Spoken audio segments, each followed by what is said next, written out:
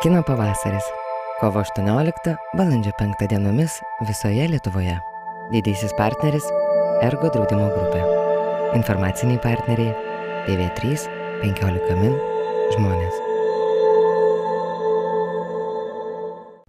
Hey, I'm Algirdas Ramaška and I'm Vilnius Film Festival CEO, and I would like you to join me for a little walk in my home neighborhood. So I will tell you a little bit more about Vilnius and Vilnius Film Festival. So last year we faced the pandemic, and we became the first festival in the world to go digital, and it was quite a challenge to make it in 7 days, since the country was shut down just 7 days before the festival should begin. And but we always fight for our audience, and we wanted to screen the films on a big screen. So we find a way to invent the biggest so far in Lithuania, the drive-in cinema, and in a Vilnius airport. Maybe you heard about it, about Aero Cinema, which was a major success. And unfortunately, this year we faced the second wave, and the cinemas was shut down, and we had to go online again in the second year in a row. But and we had to find the ways how we can give the audience this physical experience.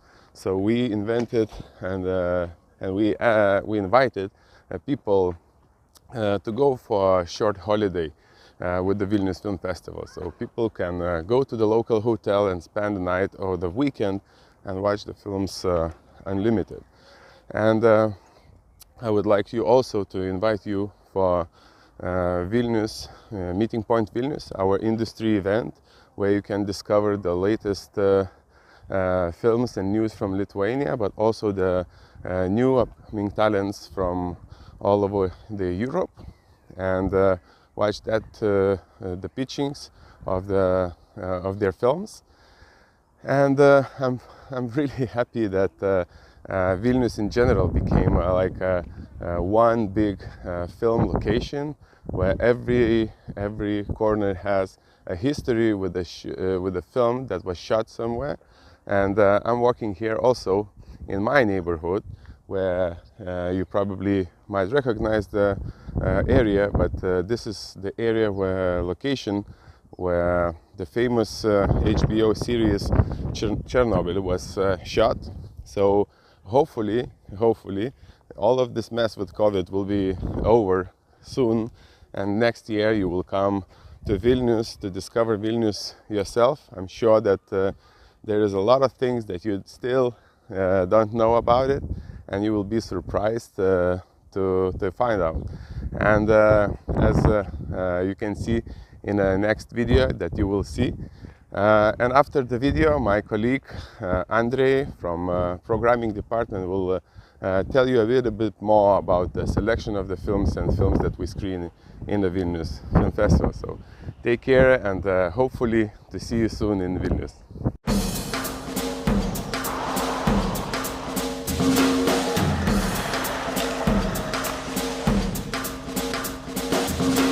Wait, what, sorry? Vilnius. Vilnius. Oh, It's, Vilnius. which one? Vilnius. It's Austria. Welcome to Vilnius, Austria, the undiscovered jewel of the Alps. Vilnius is characterized by having most of its landmarks just a few minutes away from each other by foot. This admirable city is in the heart of Austria. Vilnius? In Italy? In the heart of Italy, being its most well-kept secret. Its effervescent streets and colorful markets make it a perfect destination for any traveler. For obvious reasons, Vilnius is the pride of Italy. Finland? I mean, the pride of Finland. Vilnius's old town, considered one of the biggest in the region, is crowned by the majestic Gedimino Tower, where travelers like this young fellow, hello there, buddy, can have the same view that the old ruler of Finland, the old ruler of Venezuela. Sweden? I mean, Sweden. Belgium. Oh, okay. Ethiopia. Of Ethiopia. Romania. What if I told you that Vilnius is the capital of Lithuania? Oh, never know. Yeah? Yeah. There you go. Yeah, okay. Yeah, that's right. Yes! Welcome to Vilnius, Lithuania.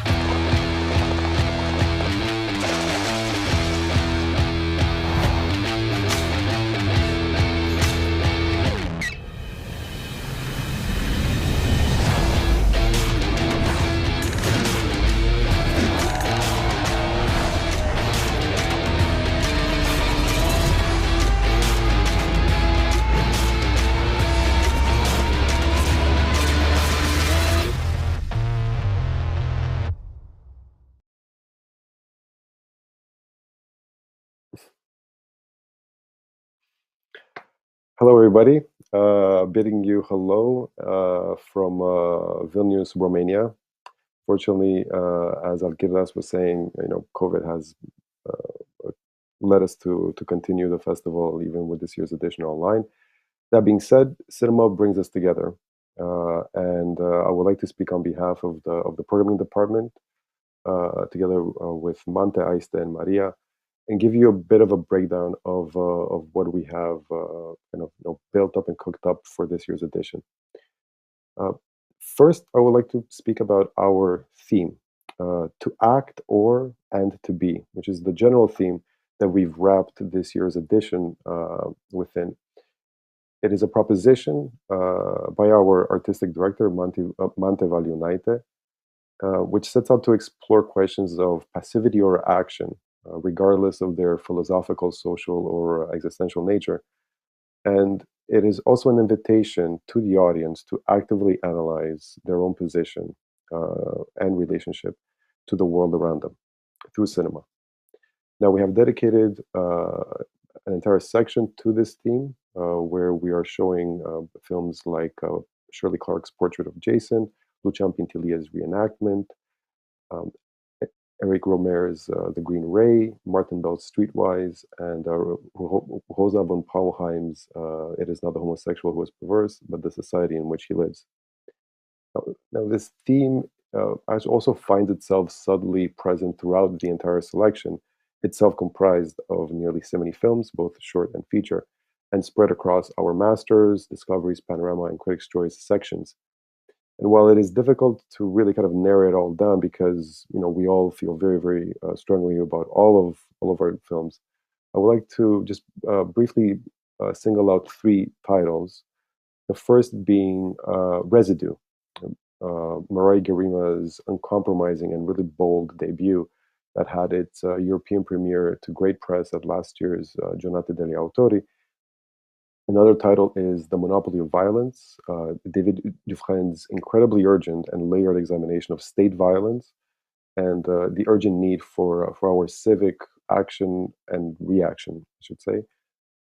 The third title is The Stonebreaker, Spacca Pietre, Gianluca and Massimiliano De Serio's fable-like relationship between father and son as they are caught in the harsh reality of illegal labor. Now, of course, our focus and our dearest, let's say, section is our European debut competition, which we're very proudly this year opening with our out-of-competition screening of the Cannes favorite Gagarin by Fanny Liattard and Jeremy Truils. The selection itself, it is comprised of 10 titles: Bad Roads by Natalia Vorosbit, Destello Bravio by Ainhoa Rodriguez, Feast by Tim Leyendecker, Grit by Tonje Soimer Guttormsen, Looking for Venera, Norika Sefa's Special Jury Award winner from Rotterdam, Moon 66 Questions, Jacqueline Lenzu's debut, which had its premiere at this year's Encounter section in Berlin, Natural Light, Denis Nagy's Silver Bear winner at this year's Berlinale as part of its competition selection. People We Know Are Confused, which is our Lithuanian entry, and the much anticipated debut from Tomas Smulkis, Rascal, Peter Duruncis is a Cannes selected title of last year, and last but not least, Evi Roman's Zurich Film Fest winner, Why Not You? I would say altogether, these films carry the stamp of mature filmmaking. We would even actually say of auteurs in the making. And we find that the films themselves kind of are connected by a particular focus on people on the outskirts of society, either struggling to fit in or fighting to carve their own space within it. I would add that even with ourselves being very consciously aware, the natural course of our selection process made it so that 6 out of 10 films directed by women, and we're really really proud to kind of meet the gender parity that we believe should be industry standard. And so, together with my programming colleagues, Mante Valionaite, Aiste Rakaite, and Maria Fridinovaite, we're really, really proud of the selection that we have put together for this year's European debut competition. We're even more so proud and happy to have our jury presiding over this year's competition. And I will quickly name them now. Gaia Führer, the artistic director of Giornate degli Autori, Maria Razgute, film producer, Lili Horvat, the director of preparations to be together for an unknown period of time, which we're also very happy to include in this year's selection. Denis Coté, winner of Best Director of the Encounter section at this year's Berlinale, the film whose film Social Hygiene is also included in our selection. And of course, Daniel Kazman, Director of Content for Mubi. I thank you all for watching. I invite you to explore our selection. And of course, I invite you all to watch on April 5th the live award ceremony. Thank you, and ačiū.